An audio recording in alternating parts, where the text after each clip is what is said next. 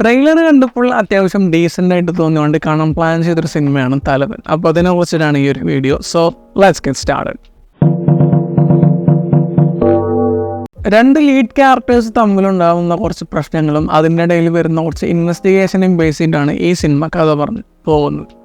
ഇതിൻ്റെ ട്രെയിലർ കണ്ട സമയത്ത് എനിക്ക് അത്യാവശ്യം അത് ഡീസൻ്റ് ആയിട്ട് തോന്നാൻ രണ്ട് കാരണങ്ങളുണ്ടായിരുന്നു. ഒന്നാമത് ജിസ്റ്റോയുടെ സിനിമകളെ പറ്റിയിട്ടൊരു ധാരണയുണ്ട്. അപ്പോൾ അദ്ദേഹം കഴിഞ്ഞ തവണ ട്രാക്ക് മാറ്റി പിടിക്കാൻ നോക്കിയപ്പോൾ അത് ഏറ്റിട്ടുണ്ടായിരുന്നില്ല. പക്ഷേ ഈ സിനിമ ട്രെയിലർ കണ്ടപ്പോൾ എനിക്ക് അത്യാവശ്യമായിട്ട് ഡീസൻ്റായിട്ട് തോന്നുന്ന കുറച്ച് കാര്യങ്ങളൊക്കെ ഉണ്ടായിരുന്നു. ആൻഡ് ജിസ്റ്റോയുടെ നിന്ന് അങ്ങനത്തെ ഒരു സംഭവം പ്രതീക്ഷിക്കുന്ന പോലെ അങ്ങനത്തെ ഒരു സംഭവം അല്ലായിരുന്നു ട്രെയിലർ. അപ്പോൾ അത് അത്യാവശ്യം നീറ്റായിട്ട് തോന്നിയതുകൊണ്ട് ഈ സിനിമ കാണാൻ കുറച്ചൊക്കെ എനിക്ക് താല്പര്യം ഉണ്ടായിരുന്നു.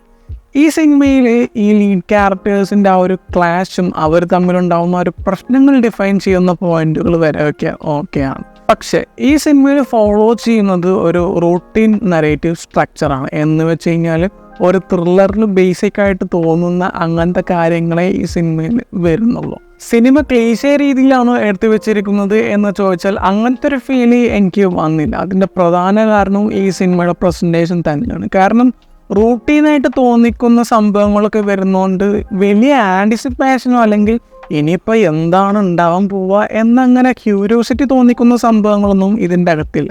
പക്ഷേ എന്നിരുന്നാൽ പോലും ഒരു വാച്ചബിൾ രീതിയിലോ അല്ലെങ്കിൽ ബോറിംഗ് ആക്കുന്നില്ല എന്ന് പറയാൻ തക്ക രീതിയിലുള്ള പ്രസൻറ്റേഷൻ ഈ സിനിമയ്ക്കുള്ളതുകൊണ്ട് ഇങ്ങനെ കണ്ടിരുന്നു പോകാൻ പറ്റിയൊരു സെറ്റപ്പ് ഉണ്ട്.